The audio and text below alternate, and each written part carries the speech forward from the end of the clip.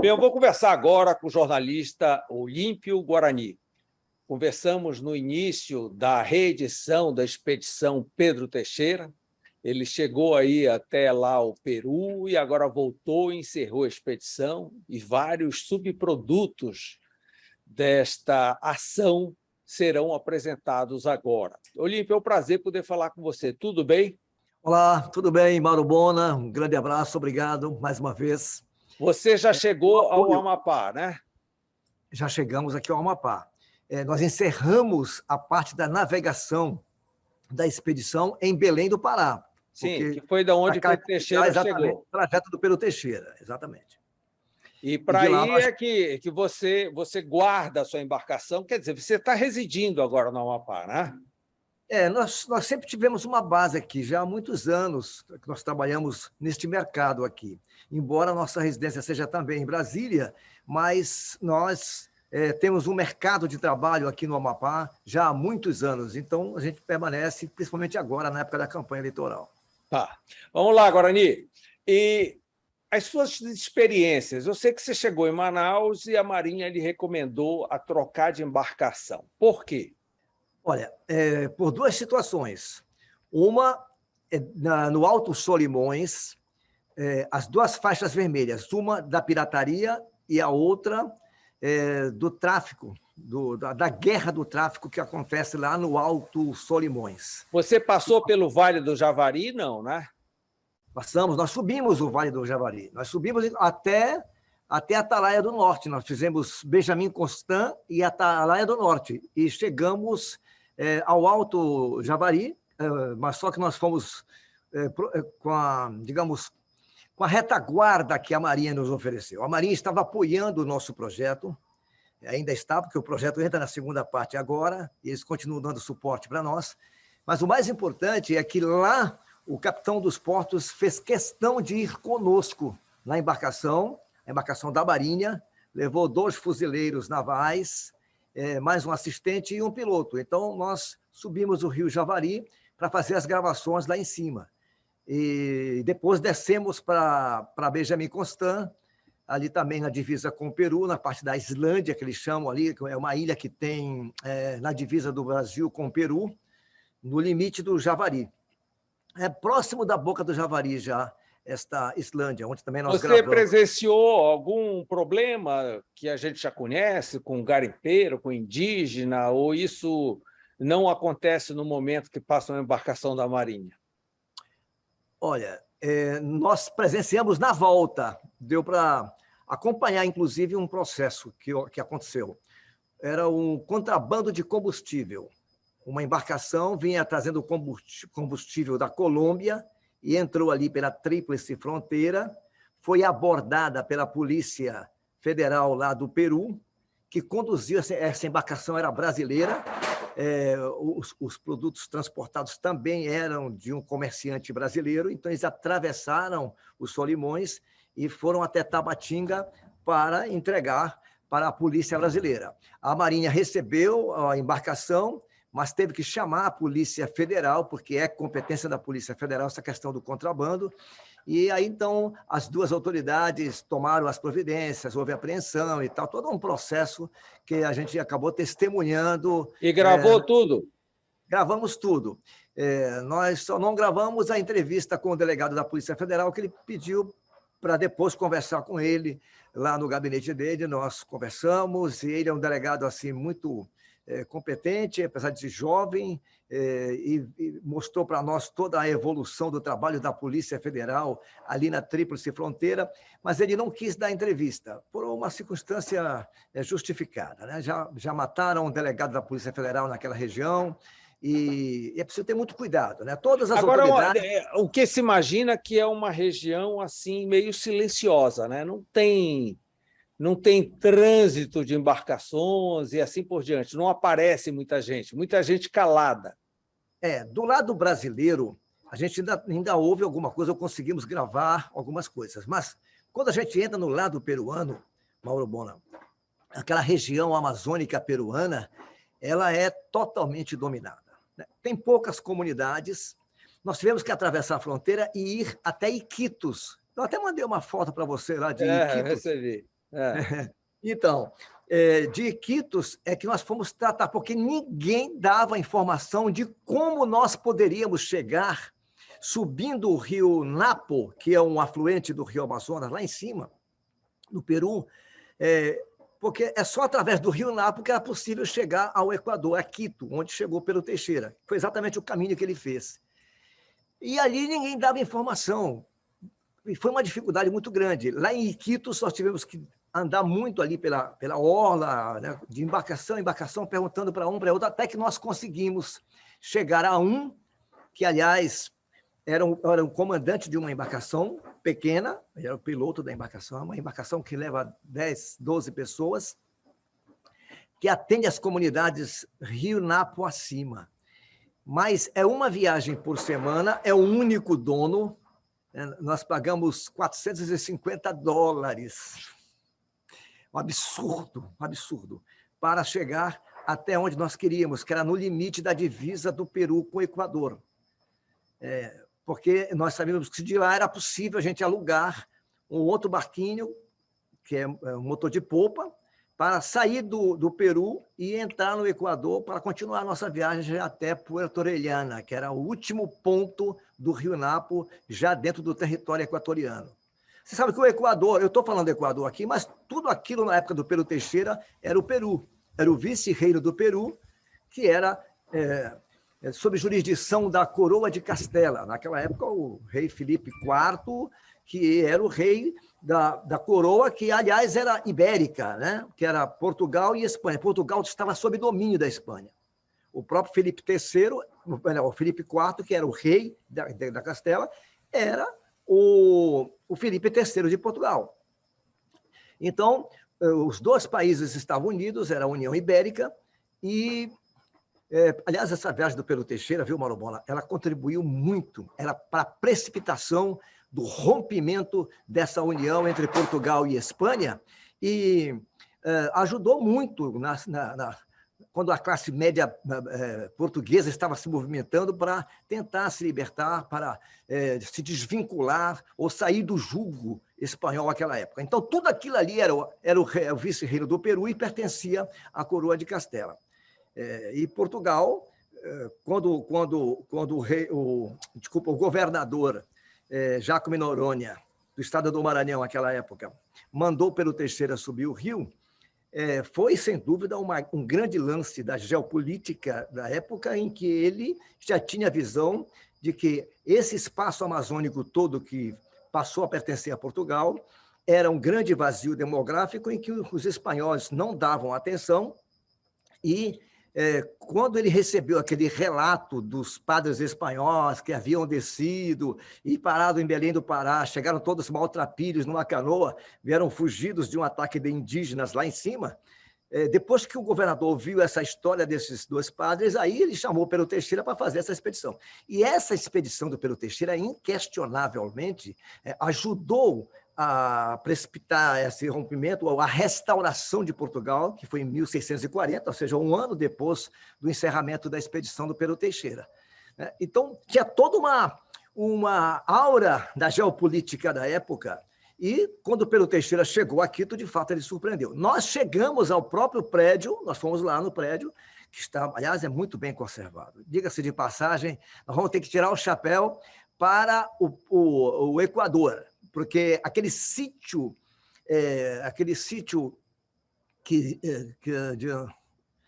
histórico, digamos, o sítio histórico, como se fosse a cidade velha aí em Belém, é muito bem conservado e é grande, tá certo? Os prédios que têm mais de 300 anos, né? Prédios que são da época dos espanhóis, muito bem construídos, e onde era a audiência, a Real Audiência de Quito, onde Pedro Teixeira chegou, o prédio está todo conservado, Mauro Bona. É impressionante como eles cuidam do patrimônio histórico deles, dando uma aula, né, aqui na Latinoamérica. E nós chegamos a esse prédio lá, onde funcionava a Real Audiência de Quito, onde o Pedro Teixeira se apresentou, que, aliás, foi uma surpresa para os espanhóis a chegada do Pedro Teixeira. E nós fizemos exatamente esse caminho. Só que o Pedro Teixeira subiu por uma trilha naquela época, e nós subimos, tivemos que subir a cordilheira de carro, né? Porque você foi bem recepcionado lá, Guarani? Fomos sim.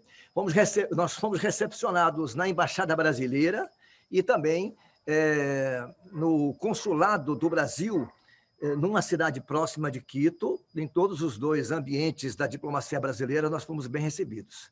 Nós não chegamos a visitar o Palácio Presidencial por uma questão burocrática, também por uma falha no planejamento, isso eu tenho que reconhecer, porque o próprio embaixador do Brasil, o adido, aliás, cultural brasileiro, disse que se nós tivéssemos feito a solicitação 2 meses antes, era possível a gente chegar até o presidente do Equador para comunicar a chegada da expedição Pedro Teixeira do ano 2022. Bem, o retorno foi todo tranquilo, aí você, em Manaus, pegou novamente o seu veleiro. Né? Alguma novidade nesse retorno até Belém? Sim, nós visitamos 2 sítios arqueológicos riquíssimos na região do Paraná do Ramos, acima de Parintins, do Amazonas. E o mais impressionante é que, assim, uma moradora local, que tem um pouco mais de conhecimento, ela está catando aquelas peças e está guardando na casa dela.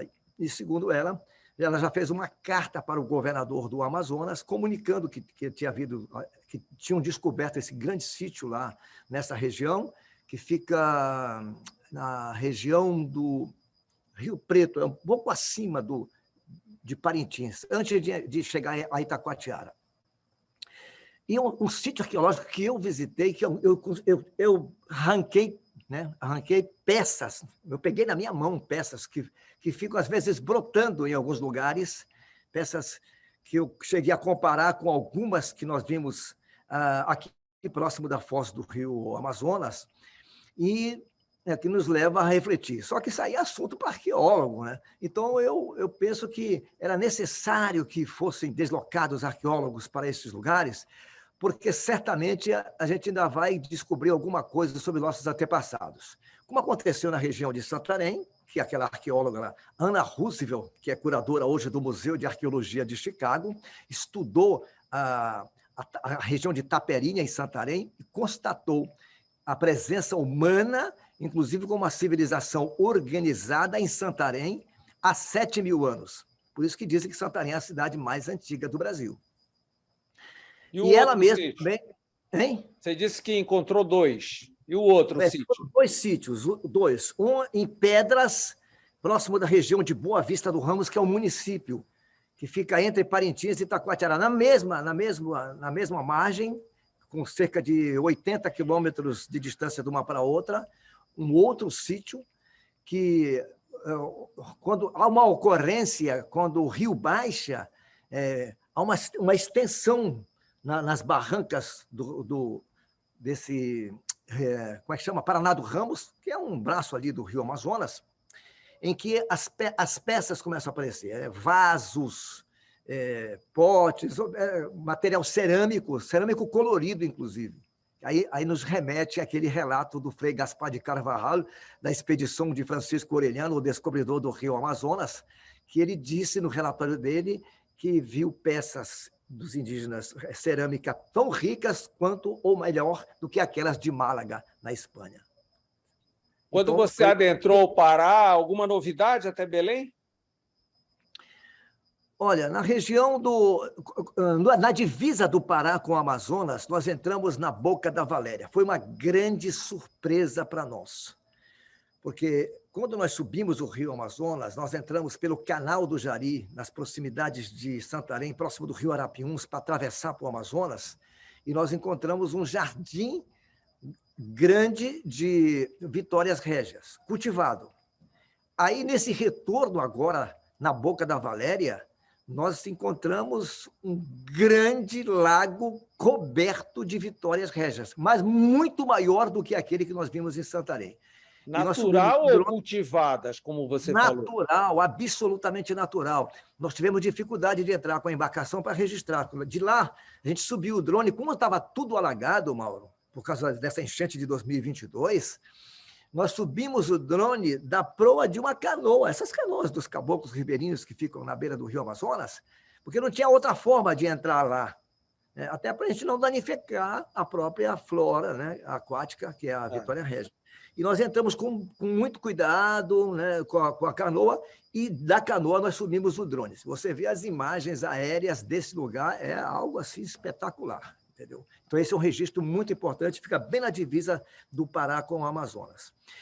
Depois, mais aqui embaixo, nós entramos pelo rio Nhamundá, e nas proximidades de Oriximiná, aquela região de Terra Santa, nós fomos lá no Espelho da Lua, que é onde teriam sido encontrados os famosos muiraquitãs das Amazonas, né?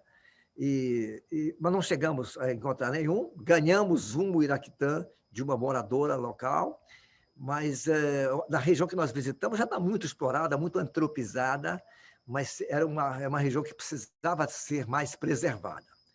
E o registro assim, mais triste dessa nossa subida foram 4.600 milhas, o que corresponde a aproximadamente 8.500 quilômetros de navegação subindo e descendo o Rio Amazonas e os seus afluentes.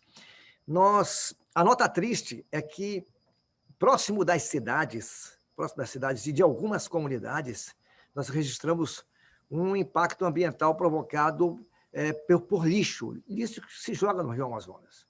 E aí nós tivemos uma ideia, quer dizer, uma inspiração para incluir no nosso projeto uma cartilha que vai ser, digamos, protagonizada pelo Boris, que é o capitão Boris, que é o nosso cão, que foi conosco, é um Yorkshire, estava por aqui agora, estava latindo, e ele vai ser uma cartilha lúdica que nós vamos confeccionar, a gente já tem até o patrocinador, porque o objetivo é a gente distribuir essa cartilha com uma educação, uma cartilha de educação ambiental, é verdade. Educação ambiental, para que essas populações ribeirinhas tomem alguns cuidados com a questão do lixo no Rio Amazonas. Tem muito plástico, muita garrafa plástica. Tudo direto no rio, né? Não devem ter outro hábito. É uma pena. Mas muita coisa pode ser evitada se eles souberem com informação, com educação, é verdade. É fundamental isso. Guarani, a sua chegada a Belém, você foi ser recepcionado, inclusive, pela Marinha. Você estava esperando isso? Não, honestamente não. Foi uma grande surpresa, porque o nosso projeto, apesar de fazer referência, né, ao Pedro Teixeira, ele não tinha essa pretensão de ganhar toda essa visibilidade agora, enquanto nós estamos captando o material. É que a gente ainda não tem as coisas para mostrar. Aqui, por exemplo, no seu programa, você está fazendo os inserts das imagens, mas assim, ainda não é devidamente compilada ou decupada, montada em documentários. Não. E nós não tínhamos ainda o que mostrar. Foi uma viagem que nós estamos voltando. O que nós achávamos que ia acontecer na nossa chegada era uma entrevista para a imprensa e tudo bem, né? Como aconteceu, toda a imprensa paraense estava lá. Mas a surpresa foi a organização de uma recepção que foi feita, coordenada pela Sudam, através da superintendente Luíse Caroline, que eu agradeço sempre por esse carinho, que a Sudam sempre esteve conosco, coordenando, articulando apoiadores, já que ela não tem recursos para apoiar diretamente, e nós não recebemos dinheiro público de nenhum lugar, graças a Deus, viu, Mauro? Até que nós queríamos, né, que alguém apoiasse o nosso projeto, mas nenhum não veio, nós não conseguimos nenhum recurso público. Todos os apoios que nós recebemos foram da iniciativa privada. Então, eu agradeço a todos. Isso é um grande mérito. Agora, Guarani, o que é que vai... Deixa eu só concluir para você daquilo que você me perguntou. Eu não esperava, nem a Bia, né, esperava que nós tivéssemos uma recepção tão, digamos, até glamurosa, porque estava lá um pelotão do 2º Bis, estava a banda de música do Comando Militar do Norte, a Marinha do Brasil. Poxa, nós ficamos muito honrados, porque teve toda uma programação. E eu perguntei, por que fizeram isso? Mas isso aqui é a justificativa é que exatamente você refez o caminho de um grande ícone da história amazônica e brasileira, que é Pedro Teixeira. E depois eu fui saber que Pedro Teixeira é o patrono do 2º Bis, né? Tem 180 anos, e tem vários batalhões militares do Exército Brasileiro com o nome de Pero Teixeira. E eu encontrei no Rio Amazonas, lá próximo de Manaus, um grande navio que presta serviço para a comunidade chamado Pero Teixeira, da Marinha do Brasil. E muitas referências ao Pero Teixeira. E aí eu sempre ficava lembrando que o Pero Teixeira, apesar de toda essa importância que ele tem na história da Amazônia e do Brasil, ele não é muito lembrado, né? Porque ele foi verdade. Grande conquistador, diga-se de passagem. Nós temos uma estátua dele ali na frente da escadinha, no porto, né? Ao lado da Estação das Docas. Exato, Guarani, o que é que vai surgir agora? Bem, livros, documentários, quais os produtos que você lançará em função de toda essa viagem? Vai sair um documentário com 13 episódios que vai para o canal internacional. Um documentário com 18 episódios que vai para a rede amazônica, cuja sede é em Manaus, mas eles têm emissora em toda a região norte, exceto em Belém. Em todas as capitais dos estados da região norte tem emissoras da rede amazônica, que é afiliada da Rede Globo. Aqui em Belém só tem uma emissora de rádio. Exatamente. E então eles são parceiros nossos, né, comercialmente e tudo, então lá vai veicular. Nós temos um episódio didático em vídeo que vai ser distribuído para para a rede de ensinos públicos que estão à margem do Rio Amazonas, por onde nós passamos. Já tem, inclusive, um patrocínio privado para isso. É bom que se diga. Ainda não vou anunciar enquanto a gente não assinar o contrato. Tem o livro, que é o livro sobre a expedição, quer dizer, seria um diário de bordo, que vai contar como se desenrolou a expedição, com muitas fotos e textos. Um livro histórico, que vai fazer uma relação, estabelecer uma comparação entre a Amazônia de Pero Teixeira e a Amazônia que nós vimos hoje. Esse vai ter uma importância muito grande. E qual é a previsão de lançamento desse livro? Acadêmico. A exposição fotográfica, que é um outro produto, vai ser lançada agora, em novembro. O livro vai ser lançado só em março, porque nós fizemos um acordo com o senador Lucas Barreto, que foi o primeiro a apoiar o nosso projeto, e nós vamos lançar no Senado Federal o ano que vem. Então, o livro deve sair no mês de março ou abril. A exposição fotográfica ela vai ocorrer em Belém ainda em novembro? Não, ela vai ser lançada em Brasília em novembro. De Brasília é que ela vem para Belém, Manaus, Santarém. Tem algumas cidades que ela vai ser itinerante, né? Então, certos períodos. A segunda cidade depois de Brasília vai ser Belém. Entendeu? E de Belém é que ela vai subindo o Rio Amazonas e tal, até chegar em Tabatinga. Então, e o documentário em vídeo vai ser exibido a partir de quando? O documentário na rede de televisão aqui da Amazônia, que é da rede amazônica, deve começar no final de setembro e início de outubro. São 13 episódios. Hein? São 13 episódios. Não, esses são 18 episódios. 13 é para o canal internacional. Tá. TV fechada, né? TV fechada. Então, esses são os produtos que vão sair. E o YouTube? O YouTube, a gente vai continuar colocando os vídeos do Diário de Bordo, uma espécie de, digamos assim, um aperitivo, né, para as pessoas assistirem lá e terem a vontade depois de ver na televisão.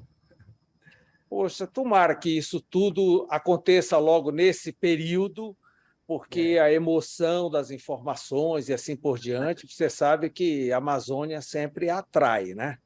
Nós estamos vendo agora a exposição Amazônia do Salgado, lá no Museu do Amanhã, no Rio, está batendo recorde de público.